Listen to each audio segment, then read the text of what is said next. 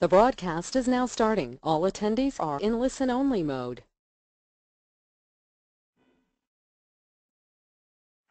Welcome, everybody. This is Ron Seaver calling from the National Sports Forum in San Diego. Happy May to everybody, and welcome to the monthly NSF webinar. We're delighted to have you with us. Before, as many of you have at least heard who've been part of the call in the past, our producer, Albie Abalos, was telling me that we have another great group that has come together, not only our speakers, but also our audience members. I think we're up over 175 that have signed up for today's call. So we thank all of you for taking out an hour and getting a chance to sit down and hear some of the great new insights as we have properly built the session. Ticket sales strategies that are sure to fill seats and increase your organization's bottom line. Which is an issue that all of us, we may play with different balls in different sports and different parts of the country, but one thing that unites us all in the sports industry, obviously, is this need, this passion, if you would, to fill our seats on a consistent and constant basis. And winning is great. We all definitely subscribe to winning, but there's really, at the end of the day, there's only one winner in each league, and so for the rest of us, we've got to scramble to make sure that our seats are filled. And in fact, we were just coming back. We spent last week up in Minnesota getting ready for doing a walkthrough for the upcoming forum in Minneapolis, St. Paul, coming up next February. And I think we counted about, if you include the University of Minnesota as well, 8 professional and 1 major collegiate team in that market, and I'm sure we're sliding a couple of others as well up there. So, of course, the competition for the fan dollar is always going to be rabid. So we're delighted to have 3 gentlemen today, including one from Minnesota, to come and speak to that very, very issue. And my compliments to all 3 of our panelists today. We're delighted to have it here because, as we know, the ticket landscape, the business is the same. It's all about selling tickets, but for us, from that point, new technologies have made it easier in some cases, but it's also made it more difficult to capture the fans' attention. There's so many other things out there that are screaming for their attention. So we're delighted to be able to show off 3 different organizations and how they're dealing with ticket sales strategies and how they're basically making it work in their particular market. So without a lot of further ado, I want to take this opportunity to introduce our first speaker, and this is a gentleman that certainly I'm a big fan of. We had Mike join us last year on our meetup. We do a meetup program usually in October and November where we go around the country and do one-day in-site, in-area get-togethers for folks that are in that market to get a chance to sit down and talk to each other before the holidays all kick in. And Mike Ernst, who's the Senior Vice President of Ticket Sales, Service and Operations, and Marketing for the Chicago Fire, was kind enough to join us this past November when we were in Chicago with the meetup, and even came out in 2013 to the NSF himself, so he's no stranger to the family that we've been building here. But you may not know a lot about Mike, so before I turn the microphone over to him, just give you a quick update. Obviously, his first job, according to my notes, his first job in the sports industry was up in the Pacific Northwest with the Seattle Storm and the Seattle Sonics back in 2006, and moved from there over to the Chicago Fire in 2008, where he came aboard as their manager of ticket sales, and was subsequently promoted up as he was having success within the organization to the point where he is now in 2013, where he became the Senior VP of Ticket Sales, Service, Operations, and Marketing. So he's got 4 different hats that he needs to wear, so that keeps him going. And of course, when you're talking about markets that have a lot of competition for the sports fan dollar, look no further than Chicago. So with that said, Mike, I wanted to start our webinar this month off with you and welcome you to the show, and thank you very much, and just hear a little bit more about your ticket sales strategies over at the Chicago Fire. So thanks again, Mike. Take it away. Ron, thank you very much for the nice introduction. Appreciate the invitation to be here. And good day to everybody that's on the phone. As Ron mentioned, my first experience was with the Sonics and Storm and have been here at the Fire since 2008. One of the things that I've learned in my time here at the Chicago Fire that's very similar for all of you folks, I'm sure, is that you are always going to have that group of people that are your customers or your fans from year to year. And the challenge really is from every year is to grow that pool of new people that you have coming in the doors, sitting in your seats, and taking in your game, whatever game that may be. For us, it is no different. With Major League Soccer and the Chicago Fire Soccer Club specifically, we have, over the past, about 8 years since I've been here, really refined our approach in the areas where we felt like we had a lot of opportunity. Specifically with us, it was with youth soccer, due to the participation levels of the sport and the number of kids playing, especially here in the Chicagoland. That is one of the key facets for us. So as we looked at how we continue to grow the number of new buyers that we have coming in our doors, we wanted to look at opportunities for areas where we did not exploit the amount of people that were consuming our game, that were involved with our game, and how we could build upon that. So Albie, if you would switch the slides for me. One of the things as we looked at the marketplace that we saw was that we are at a time and place now for Major League Soccer where the kids that first played the game back in and around 1994 when the World Cup was here in the United States have now grown up. And they're now this group of people that we like to call millennials that like to play soccer, watch soccer. And this is really the first group of people, generationally speaking, that have grown up with the game. And there's this opportunity to connect with these folks as they consume soccer on multiple different levels, whether it be the U.S. men's national team, whether it be abroad with the different league of choice that they have, or it be with their local club, and in our case, the Chicago Fire Soccer Club. So we wanted to make sure that we drove that connection home with them. And as we looked at our approach and how we talked to this group, we had found that our typical approach of just putting ads out or buying commercials and during specific, U.S. men's national team games or during the English Premier League games on NBCSN wasn't really working. One of the reasons why we found from doing some research is that the folks within this group aren't necessarily affected by that same approach. That for these folks, more important to them was the experience that they were having with their friends. And specifically, as they consumed the game, they were more from a standpoint of how they looked at their life. They were more active as opposed to sedentary. And so we looked for opportunities to basically involve our brand and who we are with them, because we also were dealing with the issue of perception. The perception of Major League Soccer amongst a lot of these folks, from what we found, was that our quality of play is lower. And there is no disputing the fact that our league is not as good as the other leagues, if you look at England or Germany or Italy, etc. But the reality is that Major League Soccer has grown over time and will continue to do so. So what we wanted to do is we wanted to form a bond, if you will, between the game that they love and the local club. So we created Chicago Fire Rec Soccer. And since we established Chicago Fire Rec Soccer in 2013, it has since become Chicago's #1 provider of adult rec soccer. And I'll just read the bullet points here off the slide. It is also being played at our facility. Since that time, we built our own facility, and we use this as essentially our anchor tenant in order to make sure that we have programming going on, generating revenue. And as you can see here, the venue that we have will host 13,000 plus set rec soccer players in 2016, which is about 5 times the growth of where we were in 2014. And the real key for us from a ticket selling strategy is we needed these folks, now that they're playing at our facility, now that they're wearing our gear that we're giving them, is to give them reasons to come out to Toyota Park. And so if you see the pictures on the right-hand side there, these are examples of where we're doing recognition nights for the champions of the various leagues.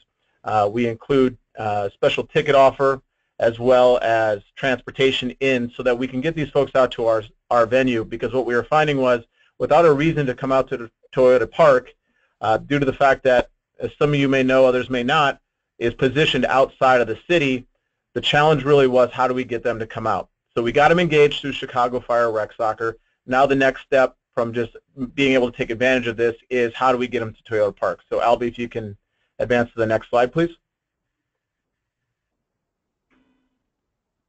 So that is then when we came up with our pub to pitch concept. Pub to pitch, in its very simplest form, is buses from bars downtown to our stadium out in Bridgeview. And I included what amounts to just a map there on the right-hand side. The red bus icons are pub locations, and the fire badge down in the lower left-hand corner of that JPEG is where we are from a Toyota Park standpoint. And while it may not look like a lot on the map, I can guarantee you, ever having been stuck in this traffic numerous times over the last 8 years, that ride can be incredibly difficult. And the last thing that this group of people wants to worry about when they're coming out to a sporting event or looking to have a good time on the weekend is driving their car out there and driving the car back. They want to be able to have a good time. You know, it's part of the reason that Wrigley Field here is so popular is that it's very easy to get to for a lot of people that are in this age range. So we knew we had the number one challenge of driving attendance at the location of stadiums, so we needed to create a mechanism to get that target market living in the city to the suburbs. So what we did was we identified pub partners that we had worked with on again, off again over the course of the last 4 or 5 years, and approached them about an idea of being a pub partner. This is just straightforward. Pretty much everybody does this, I would assume, in every market where you're trying to get your branding in bars, you're trying to get bars to play your games. It's a little more difficult for us because there are so many other options, as Ron said, when it came to, okay, if I'm a bar, am I going to cater to fans of the Chicago Fire, or am I going to cater to fans of the Cubs, the White Sox, the Bulls, the Blackhawks, the Bears, etc.? And oftentimes our TV was overlapping, so it's not always the easiest thing to get involved with. So we created a system where we worked with these bars, and we have set about just offering bus service from them in exchange for them putting our games on TV and us providing them our promotional materials to put up in their bars. And for the most part, this is something that has gone extremely well. And I really, at this point, want to say that it was really helpful from a MLS Club Services standpoint. They came in and helped us out from just how to brainstorm, work through this process. So I really do need to give a kudos to Brian Pfeiffer and his team on that one. But what we have found since implementing this program is that 60% of pub-to-pitch riders are new Chicago Fire ticket buyers. So it's really accomplishing the aim. The thing that we were worried about is that it was going to be the case that most people that were riding were going to ride anyway. But really, this is giving people an opportunity that would not have maybe otherwise come out to our matches. Albie, if you can advance one more time. And the final thing that I would mention here, this is, besides looking like a crazy chart, is essentially a flow chart of how we look at the folks that are coming out from a buyer standpoint. Clearly, the goal here, as with I'm sure all of you guys, is how do we get these folks that are coming out to our games to be season ticket holders in the long run. At the top there, TM buyer simply stands for Ticketmaster buyer. And then we look at it in 2 different categories. The experience that we're going to provide to that individual before the match, which is on your right-hand side when we assign a sales rep that will follow up with them once a ticket has been purchased.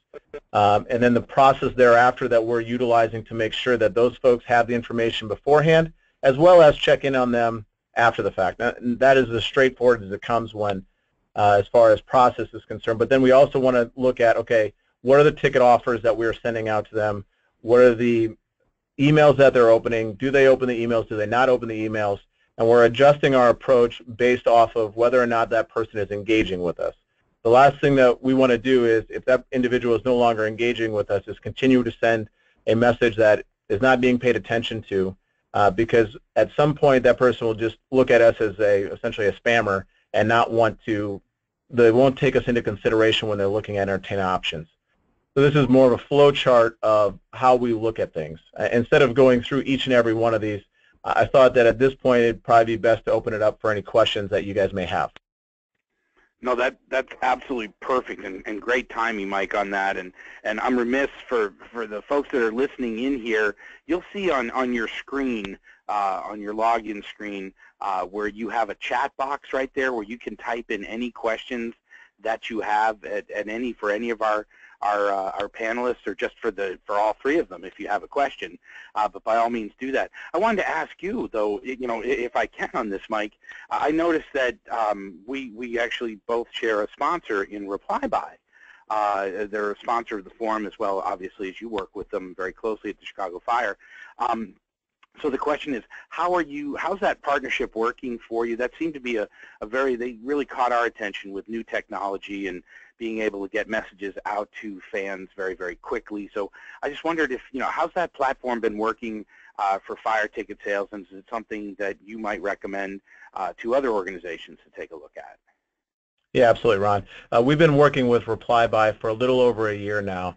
They caught our attention this time last year. They were working with a couple of different NBA teams, and based on some past coworkers that I had, they had recommended it to me, and I took a look at it. And one of the things that I really liked about Reply Buy is the ease of use when it comes to actually purchasing.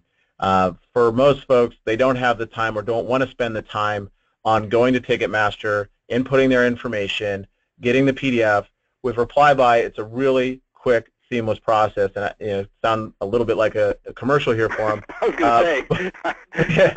But we really enjoyed that part of it, because the other thing too is, when it comes to this target demographic that I was just speaking about, millennials, they are obviously very tech savvy, and a group of, for the most part, and a group of people that are, if you can use your mobile phone and you can communicate and sell, that is much preferred for a lot of them. And what we found was that the uptake as far as usage was concerned was higher amongst that group. Now, are you finding any other platforms or apps out there that the Fire are either using or that have caught your attention that are out in the market right now? We work with a group called Experience, and we work with them on a few different initiatives, and I believe that they work with a number of different teams across the country. We've been working with them on what amounts to a college pass, a discounted plan that we can push out to college kids that will allow them to utilize their smartphones as essentially a season ticket. We've also worked with them on selling experiences when it comes to actual match day. So for us, one example would be like when we do our procession out of the tunnel at the beginning of the game, we always need somebody to carry the ball, so we're able to utilize that opportunity to sell to fans. I mean, it can span the gamut on what they do, everything from that to having a meal after the game and some watermelon with a player. It can really be anything. So we've tried to diversify our approach as much as possible. Oh, that's excellent. And just a logistics question, how large is the Fire sales staff? How many people are under your roof there? We have 16 full-time people here. We have 10 people on our season ticket sales team and 6 people on our group sales team. Excellent. Excellent. Thank you very much. So any last closing thoughts or comments, ideas that you want to pass along? But, of course, hopefully you can stay with us. If our listeners have any questions, by all means, please jot them down here. But any piece of advice for successfully filling seats in your pitch stadium arena?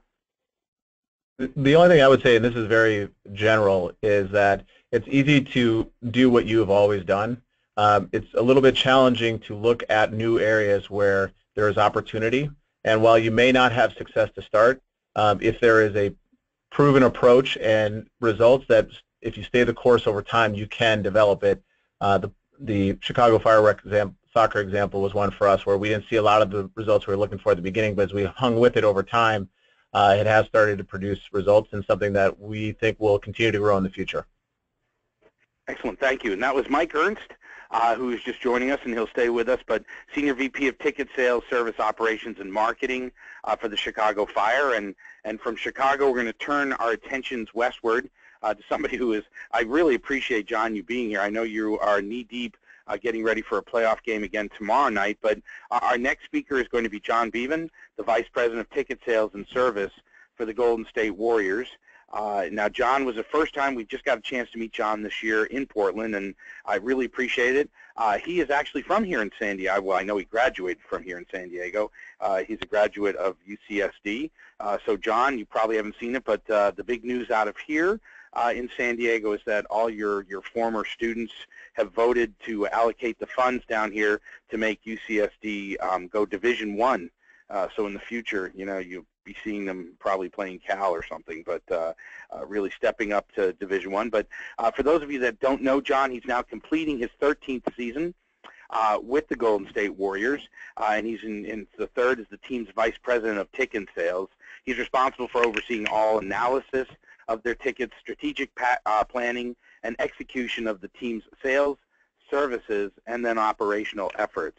And certainly under John's leadership, the Warriors have capped season ticket sales at a franchise record of 14,500 seats prior to the start of the 13-14 campaign, and then launched the season ticket priority wait list that has subsequently grown to 27,000 names, which is amazing. It's a sellout streak that has extended to over 180. I'm sure we'll go over 200 and then some, keep going here, and successfully renewed over 90% of their season ticket base. Now, I know as I say this, you're sitting there listening, yeah, it's great to have the champions, it's great to have the MVP there, but certainly not always the easiest market to sell into. They don't have the newest facility there, which I'm sure John will talk about.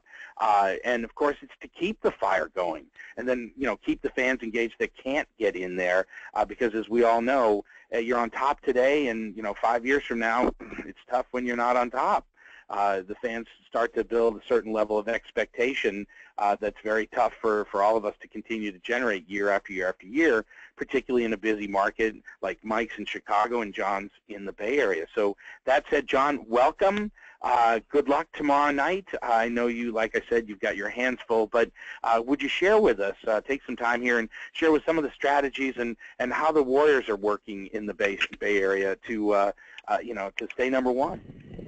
Sure, Ron, and I appreciate the very kind commercial there.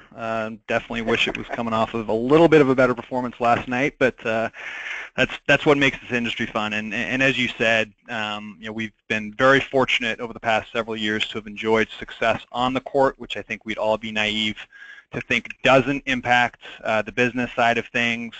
During my tenure here, we haven't always seen that kind of success. As little as 5 years ago, we were coming off a 26 and 56 record. So I think over the last several years, we've just continued to try and learn, and I think that's what makes these opportunities, these webinars, these opportunities to share within the industry so important. We've pulled a lot of fantastic ideas from other teams around both the NBA as well as other sports. The great thing about this industry is while teams do compete on the playing surface, we're not necessarily in competition off of it. So I think to Mike's earlier point, not only examining what new opportunities may be out there and different ways to think about how we're conducting our business, but just the opportunity to share for us has been a huge windfall, and we've definitely implemented a lot of great ideas from other teams into some of our own practices. So Albie, if you want to switch to the next slide, I'm just going to spend literally a couple minutes on three different topics. The first being just how we look at variable and then leading that into dynamic pricing. It's kind of the meat and potatoes of ticket sales. Being in a high demand situation for us, pricing our tickets is incredibly important. We're focused on yield management. It's really the only lever we have at this point, being in a sold out state. But I do think, just as we continue to think about pricing tickets, it's important across demand scope because there's opportunity there, I think, to continue to drive, whether it's butts in seats or drive yield, and I think we've learned a few things along the way. So I'll be on the next slide. This is just some sample data that I pulled together, so this isn't representative of any particular price range that we have, but just as we think about how to price our tickets, I think we've all, as an industry, come to terms that not all tickets are created equal. A Tuesday night game in November against one opponent may have a very different value proposition than a Friday night game late in the season against a different opponent. And that's really how we try to look at things when we receive our schedule. So in the example on the screen here, a $40 ticket, in reality, even though it averages out to $40 over the course of the season, there really is a spread in value and what the ticket's worth. So the way we look at it is, and we do a lot of data analysis, we've got a great partner in Stratbridge out of Boston who helps us compile a lot of the data from Ticketmaster and pull it together in a consumable fashion. But that $40 ticket for some games could be worth up to $100. And for other games may only be worth $25. The reason this is important is just so we start thinking about whether it's group tickets, whether it's partial plans, and most importantly, whether it's single game tickets, which we have the least control over. We want to make sure we're pricing those seats effectively, and we also want to make sure that we're not damaging the value proposition that season ticket holders receive. So if I'm selling a ticket to the general public under that $40 price point, and I've told that season ticket holder the ticket's worth $40, it becomes a little bit of a difficult conversation. But if we've priced that ticket for them for that particular game at $25 out of the gate, it's a little bit more easy to justify. And also what we found this allows us to do is be a little bit more aggressive with margins. And just from a game tier standpoint, we've actually expanded the number of tiers we've had each of the last several years. The last couple of years, we've had anywhere from 6 to 8 different variable tiers. And the real opportunity we found has been on the high end. So the difference between your A game and your B game and your C game, there may be 1 or 2 games that fall into each of those tiers. But I think as an industry, we can continue to look at the top half of our schedule, really look at where the demand is and make sure that we're pricing those effectively. And by doing it within the season ticket package, it allows us to then cascade that out through the other products we have and be as effective as we can be when going to market. So again, that's just a little bit how we think about variable pricing, and again, it leads into dynamic pricing and changing based on demand in real time. I could spend hours on this particular topic, but did just want to address it as it's something we spend a lot of time thinking about here. Albie, if you want to go to the next slide. The second topic, just to quickly address today, is the one of giveaways. I think we've all seen, and we all do, a variety of giveaways throughout the course of the season. For whatever reason, bobbleheads, at least in our market, continue to carry the day. They're very popular. So we do bobblehead giveaways. We'll do anywhere from 4 to 6 in a given season. Our approach to it has been a little bit different in that we want to make sure we are using it as effectively as possible to drive demand from the outset. So rather than just layering a bobblehead in on a game and seeing what happens, we'll take a look at our schedule. And again, going back to game tiers, we'll look at some of the lower demand games and we'll try to identify the weakest demand games within a particular category. And we'll layer bobbleheads in there, but we won't just stop there. We feel like the bobblehead in particular gives us enough of a demand lift that we'll actually proactively bring that game up into the next price tier, in effect bringing the price up for anything that's not in a season ticket package. So we've seen great success with this. It creates much more demand for a game than you'd otherwise see. And for your season ticket holder, it does create a great value proposition, a game that they may not be as thrilled about all of a sudden, whether they're reselling the tickets, whether they're using them for clients, whether they're attending the game themselves. Inherently, that gives the game far more oomph, so to speak, and allows them to really see value from that. We've gone so far as to start layering bobblehead games into preseason games. So oftentimes in a season ticket package, the preseason games are seen as somewhat of a throwaway, and we've actually created quite a bit of demand around the preseason now by layering some of our best bobbleheads in on those games to the point where we've actually sold out our preseason games each of the last 2 seasons. So again, a very effective mechanism to use if layered in strategically. And again, I would encourage teams, especially those in higher demand situations, to be proactive with what you do from a layering standpoint and then a pricing standpoint. And for teams that are in lower demand situations, really use that to drive the interest and excitement around a given game, which I do know a lot of teams already do. Albie, next slide. The last item I'll quickly touch on, and Mike mentioned experience during his presentation. We've partnered with them as well. We initially partnered with them for in-arena mobile upgrades. For us being in a high demand situation, oftentimes what will happen is there are league required seats that we have to hold back sometimes until the afternoon or even evening of a game due to opposing team needs, league needs, etc. And what the mobile platform has allowed us to do is give fans that are already in our building the opportunity to upgrade their seats if holds do come back. So it's as simple as registering through the app. They receive a text alert when new upgrades are available, and they're able to upgrade directly on their phone, pay through their phone. A ticket is electronically delivered, and then they move into their new location.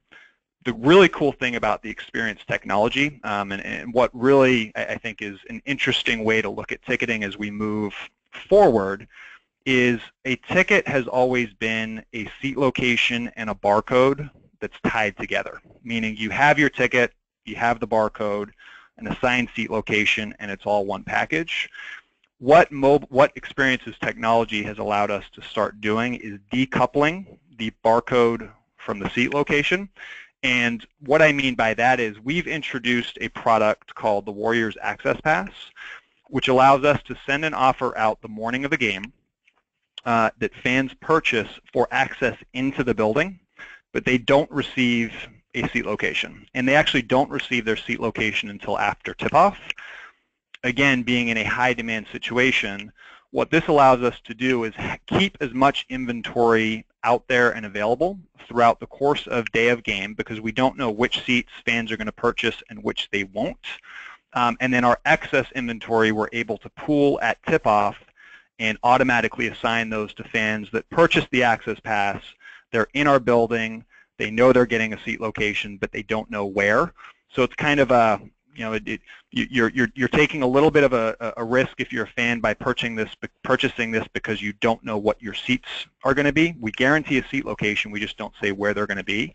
And it allows those fans to purchase a ticket at a lesser rate than you would otherwise get out on the open market. So it's really been a win-win proposition for us. Through the platform, between upgrades and the Access Pass, we've also had over 18,000 unique fans register for the platform, which, again, from a lead standpoint, is a great source of opportunity for our sales staff to then proactively reach out and start discussing different products. So, again, three very unique topics that I thought I'd quickly address, but that's what I have for today. And again, I appreciate the opportunity to share what we're doing here. Oh my gosh, that's great, John. Just a question. So back up a slide, if you would, Albie. For what we're just a couple of things. Now, the Access Pass. Did you work with a company on that? The technology behind that?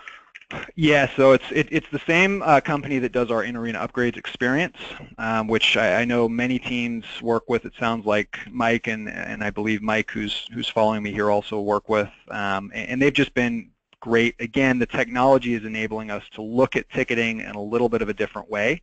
And in low-demand situations, there are things that you can do to create more of a mass market offer. And for us, being in a high-demand situation, it allows us to be a little bit more targeted and sell through seats we know we're getting back, but without a seat location, it's difficult if you're trying to sell an actual location at the time of purchase. So this has just given us more freedom as we ramp up the games, and has definitely increased our sell-through. Oh, that's excellent. Now, I have to ask the same question of you. It's a different kind of dynamic, obviously. Winning, cures all ills, and certainly helps, move a lot of tickets. Your sales staff, how large a sales staff do you have? When you're the NBA champions, the sitting NBA champions, I've heard of some organizations just really pare it down to just somebody to answer the phone, if you would. What kind of a staff do the Warriors maintain? Yeah, Ron, it's a great question. We've been very aggressive and proactive in retaining our group. So on the season ticket sales side alone, we have 13 salespeople and another 5 on the group sales side. Now, the obvious question is, what do those salespeople do all day if you're sold out of season tickets and have a huge wait list? We've been very purposeful and proactively communicating the opportunity that our wait list presents, and the reason behind that is, as we look ahead, we're in the process right now of preparing to go on sale for the new arena that we'll eventually have in San Francisco. So the plan is to be in San Francisco in 2019. We know that's going to be an incredibly exciting process, but we also know we have a lot of talent in-house that we want to be a part of that transition. So we've worked really hard over the course of the last several years to actually keep our entire group intact, as opposed to paring down and then needing to ramp back up in a year or two. I mean, as we talked about, John, the Warriors have a waiting list now of almost 30,000 names, and So you touched on that, how you actively now are communicating and staying in touch with those people. I'm just a crazy question. Does it cost anything to be on the waiting list? Do they make a deposit? Is there any sort of commitment from the folks that are currently sitting on the waiting list? Yeah, absolutely. And again, I could spend an hour on the waitlist topic alone, but just in brief, the way we looked at it when we initially launched the waitlist was, I think there are different models. There's, on one end of the spectrum, the free model, just encouraging people to sign up that are interested in eventual season tickets. All the way to the other end of the spectrum, there are models out there that require an annual fee and have different levels based on benefits, etc. We did want to have some sort of commitment from fans, so we require a one-time $100 per seat deposit to join the wait list. And then within that deposit, as fans are waiting for their eventual opportunity to purchase season tickets, we provide benefits in the form of pre-sale access for partial plans, pre-sale access for single game tickets to both regular season and postseason.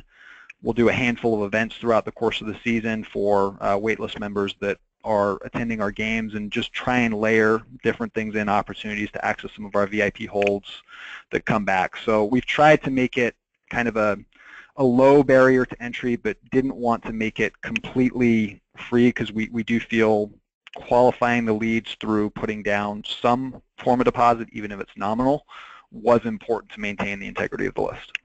Absolutely. Well, I've got one more question, but I also want to again remind any of our listeners here, if they have questions, by all means type them in the box that's on your screen, and they'll go into Albie and he'll let us know if there are any questions there. But I have a question that I wanted to ask, and that's about, obviously with the players being in such demand and of course their schedules being so hectic, how accessible are they to help you in your efforts to market the team, get out there, meet the fans, meet and greet type of things for potential for the waiting list or the potential season ticket holders or draft parties, any of those types of things? Are you finding that's something that they'll work with you on, or is that just something that you're kind of out there on your own? Yeah, we're really, really lucky in Golden State, and I think that starts at the top. So ownership really made an effort when they took over 5 years ago to create one unified organization. We're not basketball and business as two separate entities. Bob Myers, our general manager, who does a fantastic job on the basketball side, also has a lot of interaction with us on the business side. Will sit in on meetings with us, asks a lot of great questions, and the team in general is there to help. So whether it be events that we do for season ticket holders, both large events as well as post-game chalk talks, they're there for us. We try and be very respectful of their time and the fact that their first priority is to go out and win games. But we've never had an issue with executing against an event that we thought made sense for our business. I think the last interesting thing I'll touch on, and we're very fortunate to have a guy that I'm sure some people on this call have heard of named Stephen Curry. But I mean, you couldn't ask for a better face of the franchise, and I also think again, we're just incredibly lucky to have him and a team that understands how important our fans are. But his pregame shoot-around has become an event in and of itself. So we'll use that to our advantage, and we'll invite fans down early and sit them in the courtside seats to watch it up close. But it's become a phenomenon unlike anything I've seen in basketball. I know baseball with batting practice at times with stars, it will become a spectacle, but this is truly, we'll have 5, 6, 7,000 people in the building when doors open just to watch Steph warm up. So it's really cool, and again, he understands the impact that has on the fan base, and he and the rest of the players and the BB Ops team in general are there to help us. So we're really, really lucky. Well, excellent. And again, I know we want to wish you guys great success tomorrow. pushed this thing all the way to 7 games. That was John Bevan, VP of Ticket Sales and Service for the Golden State Warriors, joining us here, and we're very, very appreciative of his time. I know he's got quite a schedule laying in front of him. And again, folks who are listening in, if you have questions, by all means, please feel free to type them in, and we'll run them by our panelists here. You've already heard from Mike Ernst, and that was John.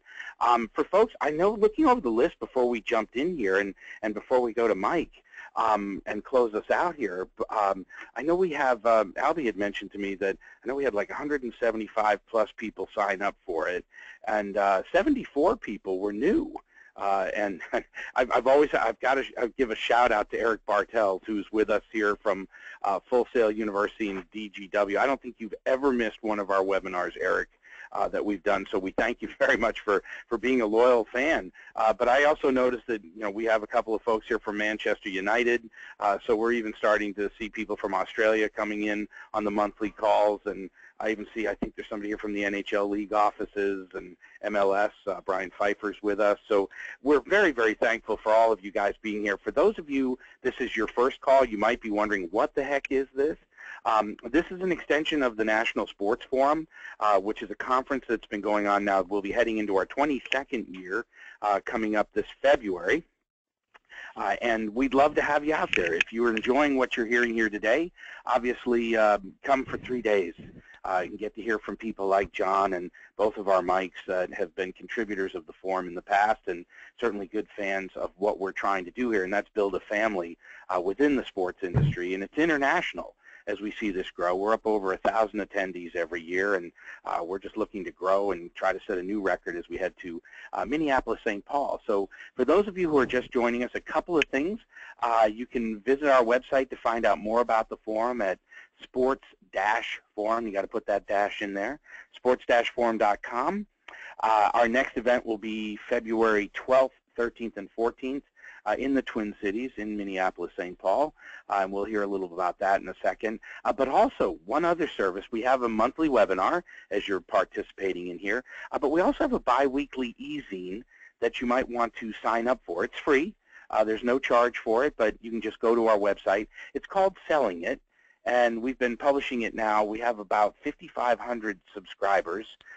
So it's very much well-read across the industry. It goes out every other Wednesday. If you sign up for it and subscribe, it goes to your inbox, and you'll see ideas. I mean, a gentleman like John might sit there and write an article about one of the programs that they're doing, and as you can see, they're doing a lot of very interesting things here, and you'll hear from Mike Clough in just a second here, and what they're doing up in Minneapolis, St. Paul with the Twins. But if you're interested in those kinds of things, we do encourage you.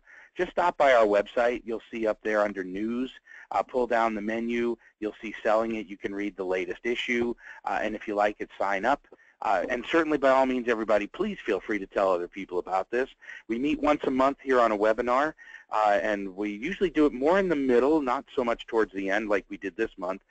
But each month we discover and discuss a different, it could be a management, recruiting superstars for your organization, could be about social and digital media, could be ticket sales like today, and could be sponsorship, business development, marketing and advertising, which are the pillars of the National Sports Forum. So we hope to see you next February when we convene again in Minneapolis, St. Paul. And speaking of that, I have our final, I'd like to say, John and Mike, that we saved the best for last, but obviously we've got Mike Clough with us here, the Vice President of Ticket Sales and Service for the Minnesota Twins. And I think I can speak candidly, they're not having a Golden State Warriors kind of season so far. But what an amazing ballpark. As I mentioned at the top of the hour, we were just there last week. Getting ready. The Twins are going to be hosting the Budweiser Gala this year for us, and if you have not had a chance to go to Target Field, you got to see this place. They've just done an incredible job in building it. I still think of it as a new stadium. I'm sure, probably 5 or 6 years, but it's pristine. I mean, it's just absolutely a wonderful opportunity and a great evening out. So you've done a terrific job, Mike. We've worked with Laura Day almost since the forum started. In building the forum, if you would. And Mike, I know, has been to the forum several times, 3 times. This will be his 4th. But for those of you that haven't met Mike, he's currently, as I mentioned, the Vice President of Ticket Sales and Service for the Twins. He joined the Twins back in 2009, and he came aboard to help them in the transition from the Metrodome to Target Field, and originally joined them as their Senior Director of Ticket Sales and Service, and then was promoted in December of 2013. And like our other two gentlemen, Mike's responsibilities include team ticket sales, service efforts, the management of the Twins season, premium, group, and single game ticket holder relationships, which are paramount. He played a critical role in developing and launching the Twins season ticket holder Sweet Spot loyalty program, which I hope he'll talk a little bit about here this morning. And then, of course, and prior to, he came in from hockey. For those of you that don't know Mike, he came from the Tampa Bay Lightning. He was there in 2003, 2009, and before that with the New York Islanders from 98 to 2003. So with that said, we would welcome and we'd like to turn the microphone over to Mike Clough. Please, Mike, thank you, and good morning, good afternoon, or good evening, no matter where you are listening to this call. Thanks for joining us. Great. Ron, Albie, thanks for having me. Certainly look forward to assisting and hosting the forum here next year, and hopefully most of you on the call can make it next year. We certainly have a lot in store, and it's a great city to enjoy here. Even in weather challenge times, it's still a fun city to get around, and so we'll make sure to have a good time when everybody's here. As I was listening through some of the previous topics here, it's interesting. One of the great things about our industry is just the ability for all of us to get on these type of calls, go to conferences, reach out to each other one-on-one, and share some best practices. At the end of the day, a lot of us all really face similar challenges. Certainly we have some of our own challenges, but it's interesting and fun to see how other organizations are facing those challenges and kind of coming up with different twists on how to address those and overcome them. So some of the things I'm going to touch on are going to be similar to what we've heard already, but perhaps maybe a different twist. With baseball, I think we do have some different challenges, and given 81 games a year, so twice as many as you might have in basketball or hockey. One of the biggest challenges, and our new commissioners kind of touched on this, is the average MLB fan is 55 years old. So that youth interest in our sport of baseball has certainly diminished over time.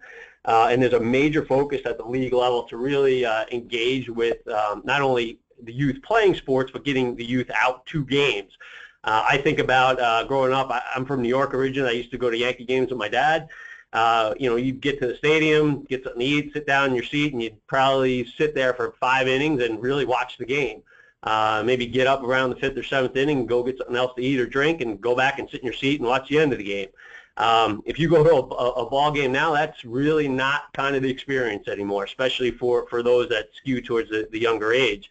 It's really about that social experience here at the ballpark, coming out and being able to enjoy yourself here at the ballpark. And for some, the baseball is really almost secondary, as crazy as that sounds. We saw it firsthand with the Metrodome. If you didn't enjoy baseball, you probably weren't coming to the Metrodome because you basically were forced to watch baseball there. There wasn't any areas to gather or hang out or socialize. We moved here to Target Field. It was the exact opposite. Views of the field from no matter where you were in the stadium, and certainly different destinations within the ballpark to hang out and socialize should you not want to sit there and enjoy the game. So I think in baseball, we're all kind of getting used to this new way that people experience and enjoy the game of baseball, and trying to, one, meet that challenge, but two, use it to our advantage. So I'll touch on some of those things. And a lot of it really comes down to just giving that customer kind of control and some options to partake in your sport of baseball the way they want to, whether that means they want to sit in the game and watch the entire game, or they want to navigate themselves around the ballpark. So one of the things, if we can go to the next slide here real quick, we're fortunate enough with Major League Baseball, they have Major League Baseball Advanced Media, and they help us along with all the other teams as it pertains to a lot of the technical side of things, from communications to developing apps to really the customer overall engagement and the communication we share out with our fans. So one of the big initiatives over the past couple of years has been the MLB Ballpark app. And really the concept behind the Ballpark app is basically the idea of getting you to the game, in the game, and everything during the game that you choose to partake in. So if we can skip over to the next slide, that would be great. So when we look at this, really you have some options within the ballpark app. You're going to have your own account in there. We recently launched a native ticket purchase flow, so you can actually buy your tickets through the app now. I think someone touched on it earlier. You know, we have that millennial fan base that necessarily doesn't enjoy the idea of, hey, I'm going to go online, navigate through, we're tickets.com team, navigate through that flow to get my seats. Right now we can deliver that all ballpark app. You can go there and kind of purchase through there, and probably it's about a 4-click purchasing process. So certainly ease of use there. We have a voucher program I'm going to talk about here in a second. It allows you to redeem your vouchers mobilely. Ability to transfer tickets. So if I was not going to the game and I wanted to transfer my tickets to Ron, I can do so through the ballpark app. And then access to the stadium. You can see the barcode there on the second screen. You can come right up to our gates and scan and get in the building. For our season ticket holders, we have what we call our Sweet Spot loyalty program. With that, everyone is issued a Sweet Spot ID card every year. Primary purpose of that is you do get a 10% off your food and beverage and merchandise here at the stadium. We also run different enter to win promotions throughout the year at our sales booth, so certainly engagement opportunity, but that card is accessed through the ballpark app as well. If we want to run sponsor promotions, we can also do so through the ballpark app. Something that we're really focusing on this year is incorporating our sponsors to provide some added value to our season ticket holders. And then we've heard the company experience here a couple times, which we also utilize, and it kind of underlies inside the ballpark app here. Gives people the opportunity to upgrade their seats. So if they're sitting in the 300 level, or they're sitting in, say, the sun and it's too hot that day, they can exchange their tickets and move to a different part of the ballpark by paying a fee to do so. We also have some games within the ballpark app as well. Twingo, which is a spin-off of Bingo, in-game deal that we've had for many years and has become very popular. We've recently taken it from basically picking up a board when you come in, or a piece of paper when you come into the stadium, to actually having on your mobile device. And then MLB also has a different app, which is a At the Plate game, which is an interactive game that's played during the ball game. When we hosted the All-Star game here, MLB came in and blessed us with a very nice Wi-Fi system here. So certainly strong support there in the efforts of being fully mobile here. But we also have a ton of iBeacons around the stadium, which offer up points of interest. So if you're in the ballpark app and you're walking past certain parts of the stadium, it might pop up on your ballpark app, hey, here's where Harmon Killebrew hit his longest home run. And you can see the statue that might be sitting there at our stadium. Or if you're walking past, say, a merchandise stand, we could push an offer that says, 20% off all New Era hats for the, before the third inning. So really nothing revolutionary as it pertains to some sort of ticket package to sell anything, but certainly really focusing on that experience within the ballpark and trying to appease different generations of ballpark fans, if you will. If we move on to the next one, this is a flex plan. I'm not going to sit here and pretend this is revolutionary either. A lot of teams and most teams have a flex plan. What I do want to focus on is how we execute this flex plan. This is brand new for us this year and the way we execute this, and we lie this with the Experience app inside of the ballpark. So you can see kind of the details of the plan, probably similar to what most teams offer. 20 ticket voucher, you can top up in increments of 10 after that. Again, redeem it through the mobile ballpark app. We exclude our 8 elite games, so that's a little bit of a differentiator between maybe our traditional 20-game package. We offer it in 2 price categories, one the lower level, one the upper level, and there is a discount off of, call it the box office prices, and you do get the benefits that go along with that. If we can skip to the next page, I'll walk through kind of the redemption process here, and really, again, focusing on the goal here being, how do we drive some buyers that might not typically be your traditional baseball or Twin season ticket holders. We really felt the need to give customers that control and be responsible to people's time and effort to get tickets to come to the ballpark as a season ticket holder. So we wanted to extend this flex plan through the mobile device here. So really some quick screenshots here. As you can see, this would be an Android version of it. But you get to your ballpark page here where you see the circles. You click on tickets, flex ticket redemption. it would basically verify this is your account, hit continue, simply click on activate tickets. We'll go on to the next screen here.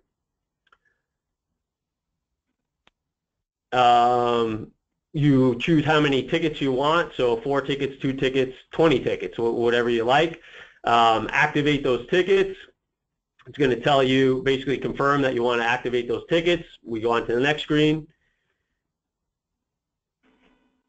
So now you basically have your tickets in your ticket account. One of the big questions is, where's my barcode? And you click on that, and it'll automatically pull up your barcode there for your ticket. So in that process, you're talking about a 4 to 6 click process, and now you have your tickets. You walk up to the gate, scan your barcode, and you're in the stadium. So again, FlexPlan is nothing revolutionary, but the whole idea of making the ease of use with it and to attract some of the new buyers is where we were looking to go there. And if we talk about some of the data surrounding that and the profile that we've seen, the customer profile looks like 96% of the people who have bought this we would deem an individual buyer versus a business buyer. 94% of them are new accounts, so 94% of them did not have a previous season ticket holder relationship with us in the year prior. And then 54% of the folks that bought this package didn't even buy a single game ticket the year prior. That doesn't mean they didn't come to our game, but they weren't the ones that purchased that ticket the year before. Then of those 46 that did buy single tickets in that year, half of them spent under $200. So at minimum, we've gotten those folks that bought the year before to double their investment with us with this package. And from an age skewing, again, 55 being that average age right now, 40% of the folks that bought it skew under that 55 age bracket. So kind of checking a lot of the boxes that we were looking for there. The one interesting one to us was we feel that this package has some opportunity outside of kind of your market here. So in our 13 county metro here, 87% of the people that bought this were in our 13 county metro. Given the flexibility of this, we really think there's an opportunity outside of that geography there to get some more folks. So one of the areas we'll be focusing on from where we target our marketing campaigns next year. All right, we can move forward here. I want to touch on theme nights, which a lot of us do in baseball. That given the amount of games we have, that's a major focus for a lot of teams, especially those that need to move tickets. So you can see some of the ones that we have up here that we're promoting for this year. If we look at last year's numbers, we basically had a 4-to-1 return, tickets to or revenue associated with tickets to investment. Investment being any marketing assets you might have, although a lot of those are primarily social or in-game drops. But buying the items, buying however many pairs of Zubas that you need to buy, right? Star Wars Night led the way last year with 2,500 tickets, brought that back again this year. A lot of teams jumped on that bandwagon. Zubapalooza, Zubas for whatever reason has been back in the marketplace here recently, and we sold almost 4,000 tickets on that promotion last year. Another one we do is we partner with a lot of the local colleges here. So University of Minnesota Night, last year we sold 1,000 tickets. I think we're over 2,000 this year. And then one that we've had forever is a Wine, Women, and Baseball event. Really a focused event. We sell a couple different dates, 400 to 500 per event. Ticket price ranges anywhere from $50 to $70 depending on where your seat location is. We've sold out all but one of these events since 2006. Basically the hotel across the street hosts a pregame event where we have wine tasting. There's a gift associated with it. We have makeovers, massages, and we invite vendors that might be more of a female-focused type of vendor to those events. They give out goodies, all that good stuff. And then we have some media personalities that host that. So one that we've been going on for a while here, really just trying to focus and dial in on our customers in different areas there with different events that might appease to them. And then if we can skip to the next one. So again, we've all talked a lot about experience. What you can see there is a brand new space that we have here in Target Field, and for those of you that come to the forum, we'll certainly get an opportunity to see this. This is dead center Target Field. Used to be a dead space for us out there. We transformed that this year, brand new. The upper level, there's 2 levels there. The upper level is what we call Mini and Paul's.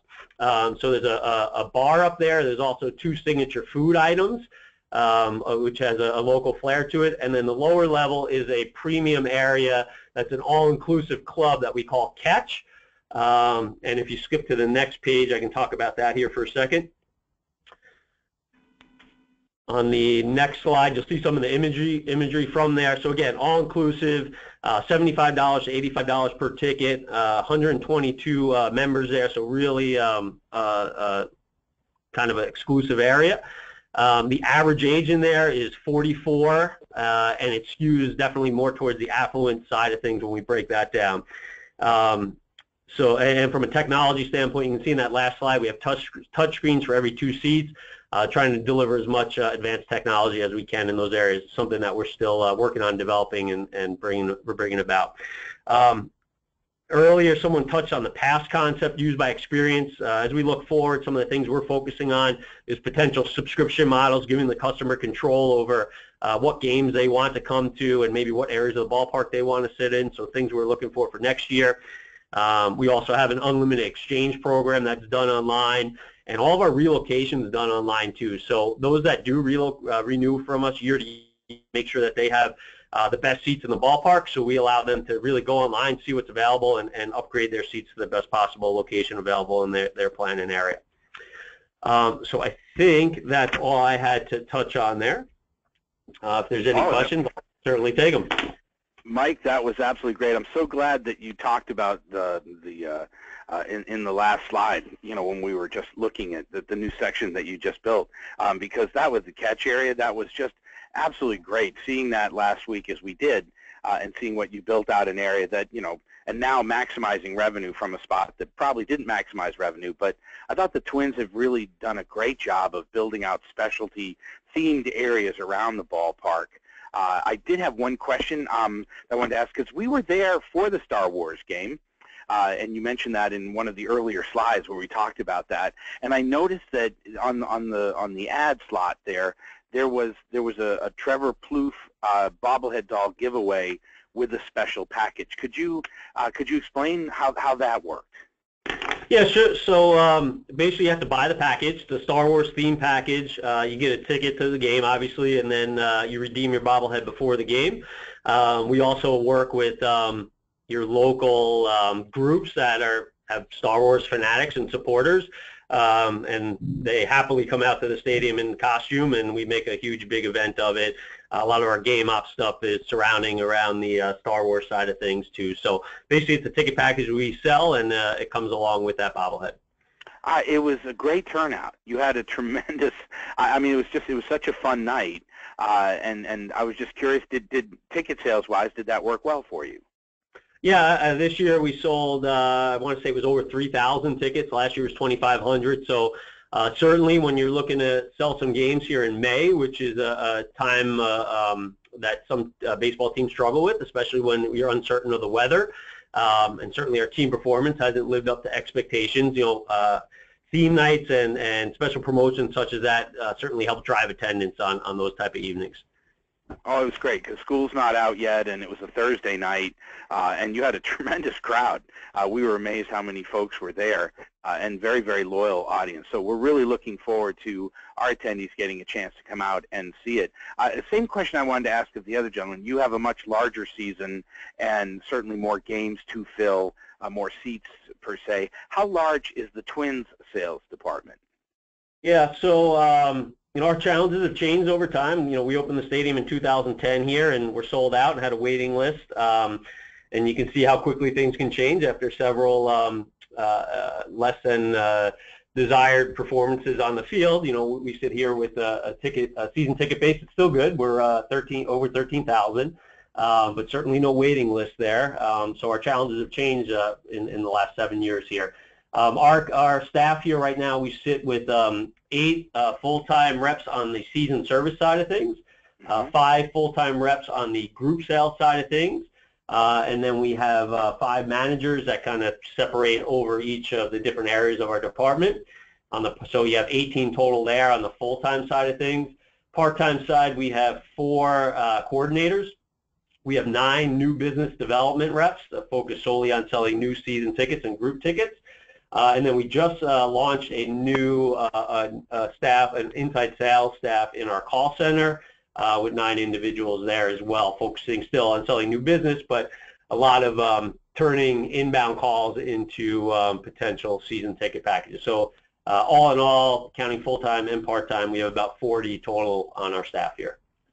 Oh my gosh, that's terrific, Mike. We've been listening to Mike Clough, the Vice President of Ticket Sales and Service for the Twins, who you all get a chance to meet at the forum coming up in February. I look at the clock and we've already lost an hour. I don't know where that went to, but I just wanted to take this opportunity to certainly thank all three of our great panelists today. As I mentioned, you just heard from Mike at the start it was Mike Ernst from the Chicago Fire, and then in the middle, John Bevan from the Golden State Warriors.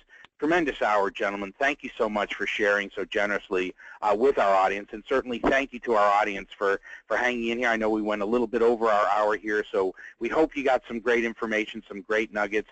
Please do let us know your thoughts, any questions that you might have. We'll be happy to put you in touch with these gentlemen moving forward. And with that said, we wrap up for yet another month. We'll be heading into June in a few weeks, so keep an eye on your inbox.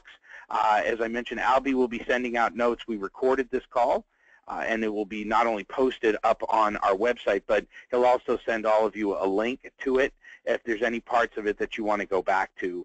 So with that said, again, with our thanks to both of our mics and to John and to all of you guys, have a great Memorial Day weekend here. We thank you so much, and we'll talk to you again next month. Take care now. Bye-bye.